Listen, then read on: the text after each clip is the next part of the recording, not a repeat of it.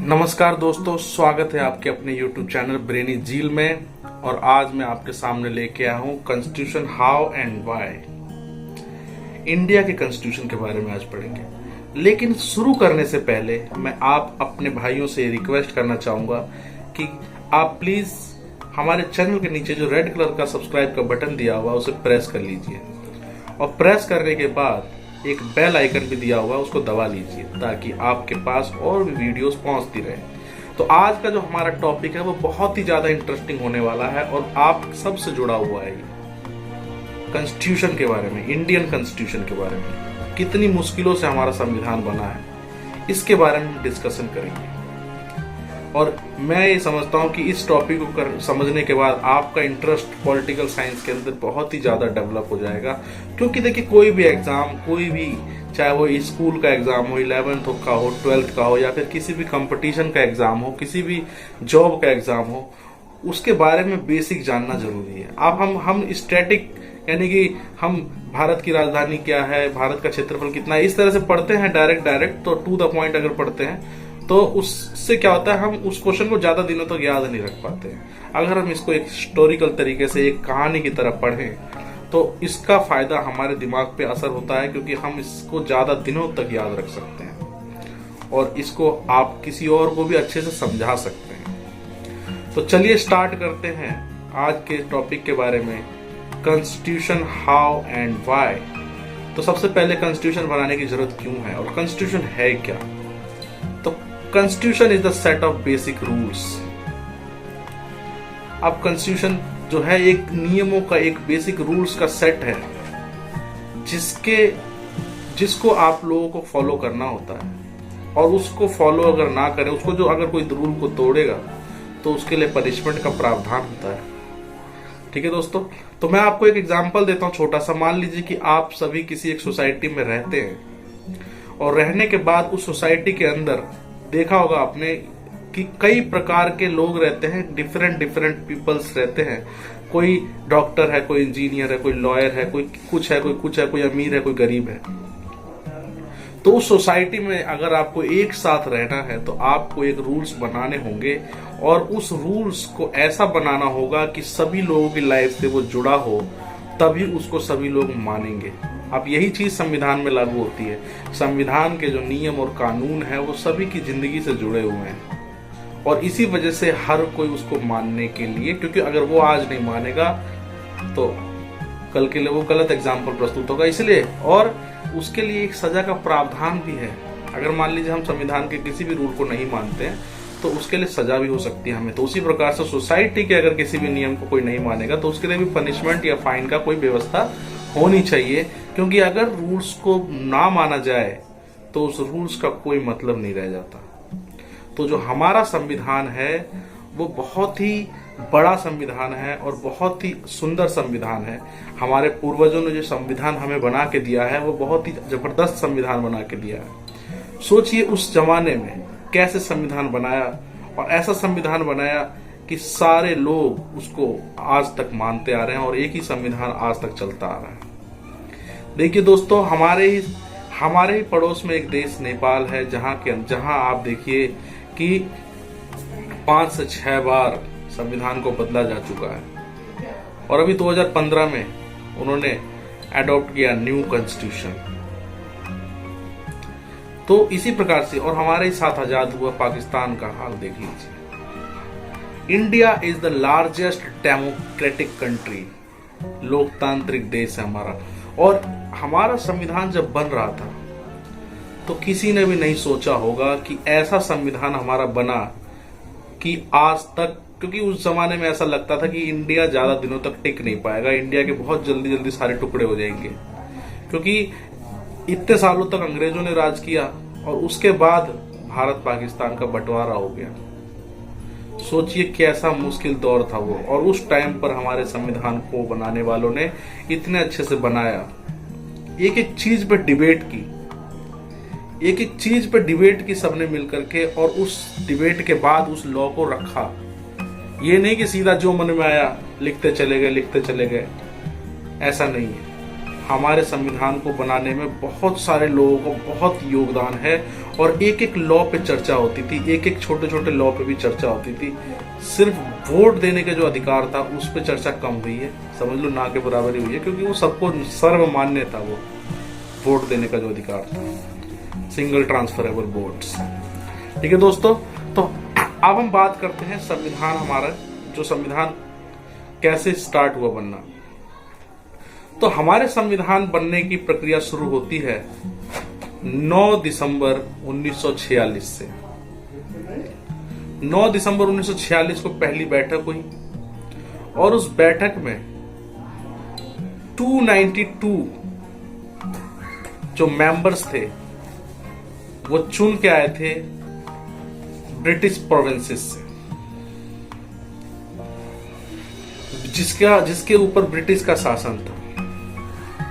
और 93 मेंबर्स जो थे, 93 मेंबर्स जो थे वो थे प्रिंसली स्टेट से, जहां पर राजशाही तंत्र जो भी था उससे चुन के 93 मेंबर्स आए थे। 9 दिसंबर को बैठक हुई।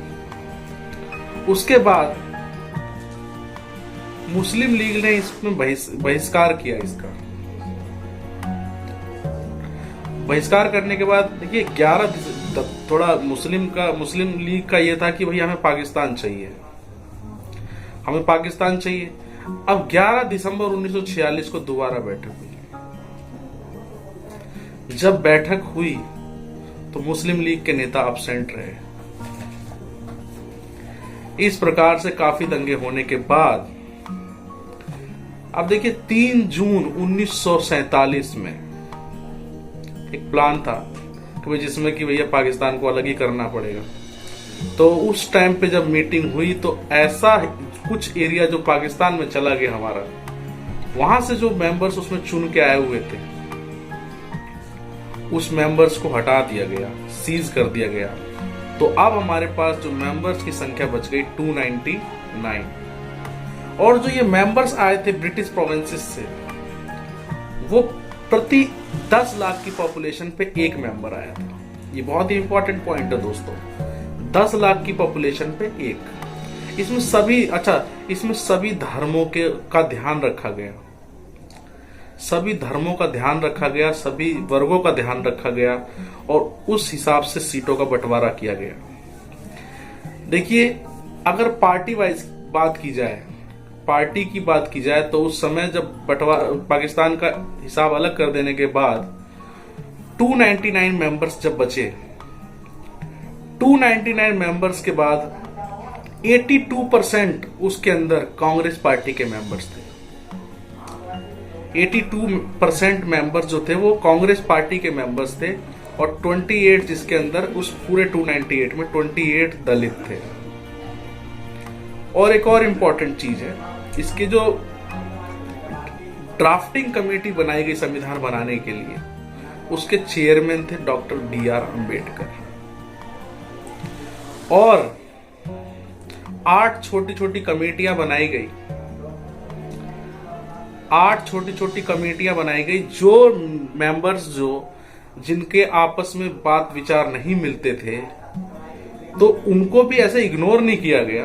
देखिए उसके लिए भी एक व्यवस्था की गई कि भैया आप 8 की जो बात विचार नहीं मिलते हैं उसके लिए आप अपना एक अलग ग्रुप बना लीजिए। तो मेंबर तो इन सब में BR अम्बेडकर, जवाहरलाल नेहरू आदि और भी नेता, इन सब की कुल मिलाकर के 8 कमेटियां छोटी छोटी बना दी गई।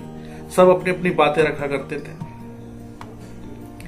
ऐसे बातें रखते हुए चलते चलते चलते जो संविधान हमारा जब बन के तैयार हुआ वो 26 नवंबर 1949 को हमारा संविधान बन के तैयार हो गया।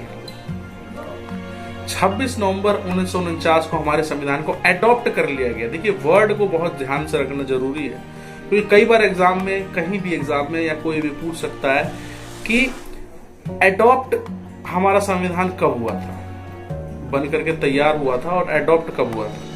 तो एडॉप्ट हुआ था 26 नवंबर 1949 को, 1949 को, जिसको कि अब 26 नवंबर को संविधान दिवस के रूप में भी मनाया जाने लगा है। इंपॉर्टेंट है ये। तो 26 नवंबर 1949 को अडॉप्ट किया गया। इनेक्ट कब किया गया ये अलग केस है। इनेक्ट किया गया 26 जनवरी 1950 को इनेक्ट मतलब लागू किया गया। ठीक है दोस्तों, अब एक और इंपॉर्टेंट चीज है कि टोटल समय कितना लगा। टोटल समय जो हमारे संविधान को बनाने में लगा वो लगा 2 साल 11 महीने 18 दिन।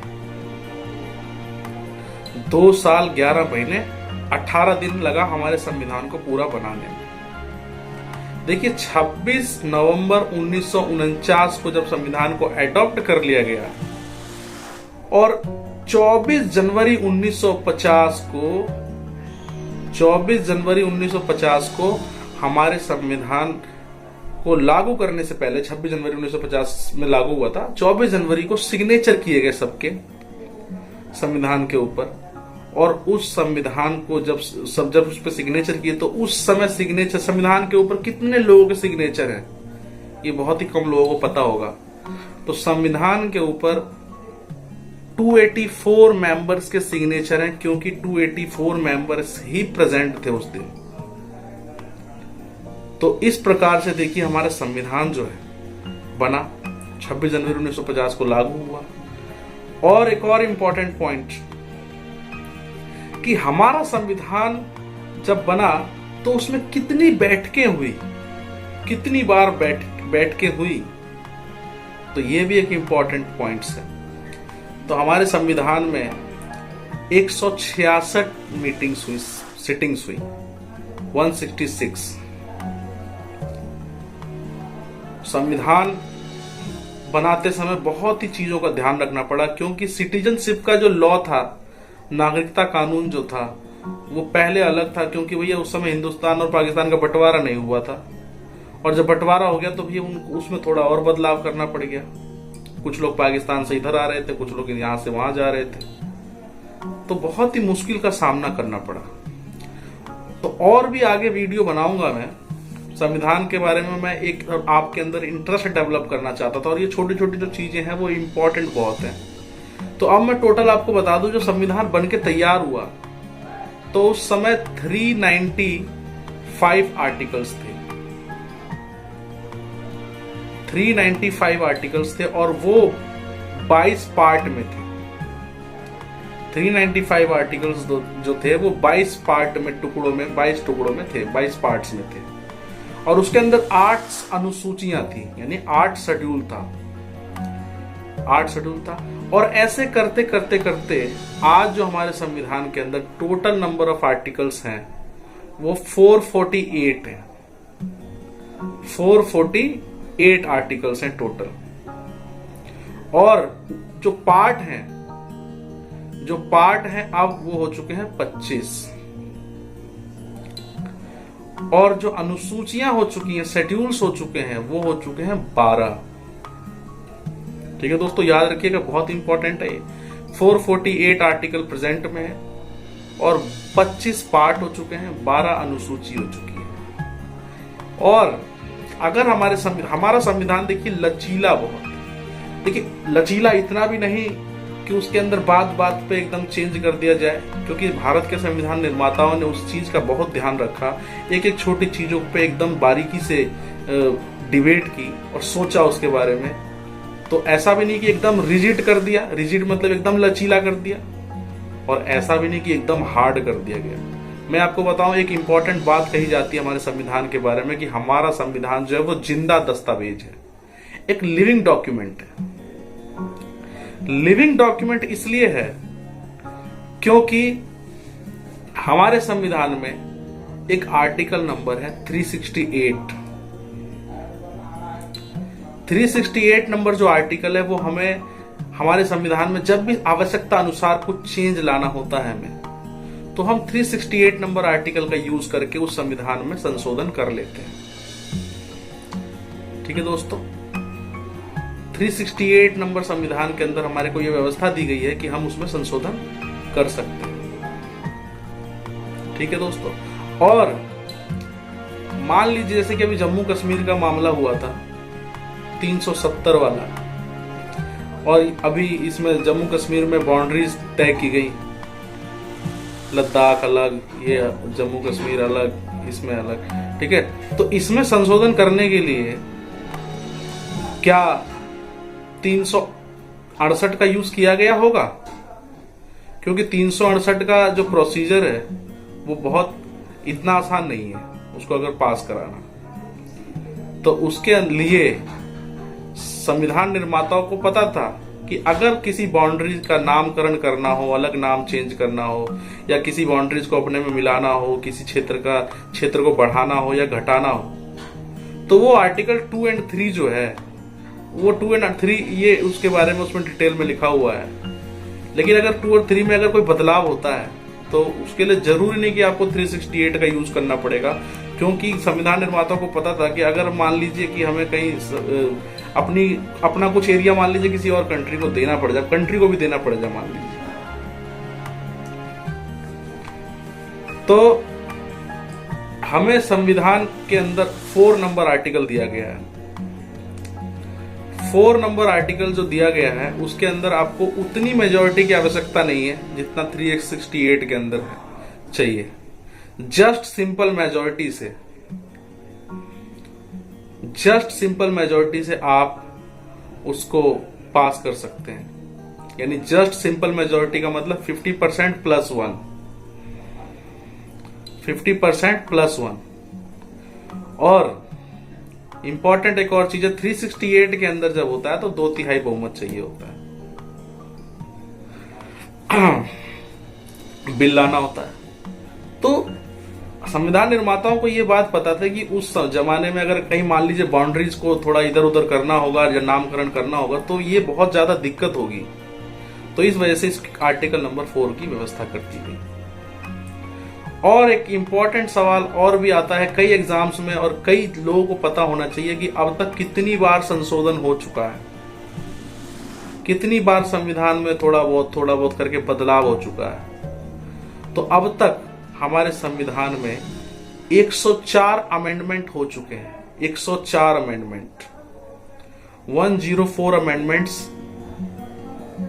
हो चुके हैं हमारे संविधान में। तो दोस्तों आज का जो वीडियो है मुझे उम्मीद है कि आपको बहुत अच्छा लगा होगा, और अगर आपको ये वीडियो अच्छा लगा है तो इसको शेयर जरूर कीजिए और सब्सक्राइब जरूर कीजिए और बेल आइकन को प्रेस जरूर कीजिए और अपने दोस्तों पे शेयर कीजिए।